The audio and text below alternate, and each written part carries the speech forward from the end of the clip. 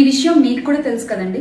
ఈ క్రమంలో గాయపడ్డ, నష్టపోయిన 200 మందికి పైగా బాధిత కుటుంబాలకు వైఎస్ జగన్మోహన్ రెడ్డి గారు సాయాన్ని అందజేశారు. అలాగే ఇటీవల విశాఖపట్నంలోని ఒక ఫార్మా కంపెనీలో జరిగిన పేలుడులో 17 మంది చనిపోతే ఒక్కొక్క కుటుంబానికి 5 లక్షల రూపాయల చొప్పున జగన్మోహన్ రెడ్డి గారు ఇవ్వడం జరిగింది. అంతేకాకుండా అదే పేలుడు ఘటనలో 41 మంది గాయపడితే ఒక్కొక్కళ్ళకి 1 లక్ష రూపాయల చొప్పున సాయాన్ని అందజేశారు. కనపడలేదా అండి మీకు ఈ సాయం? మొన్న విజయవాడను వరదలు ముంచెత్తితే వరద బాధితులకి ₹1 సహాయాన్ని అందించారండి. అలా సహాయం చేసి చేతులు దులిపేసుకోలేదు. ఈ రోజుకి కూడా వరద బాధితులకి అవసరమైన నిత్యావసర వస్తువులు, వాటర్ బాటిళ్లు, పాలు పంపిణీ చేస్తూనే ఉన్నారు. ఇక పులివెందుల్లోని వెంకటప్ప స్కూల్లో ఎంతో మంది పేద విద్యార్థులకు ₹1 ఫీజు కూడా తీసుకోకుండా చదువుని చెప్పిస్తున్నారు.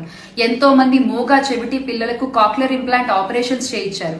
ఇక పాదయాత్రలో గాని, ఓదార్పు యాత్రలో గాని ఎంత మంది యువకులకి ఉద్యోగాలకు వెళ్ళడానికి దారి చూపించారు. ఎంత మంది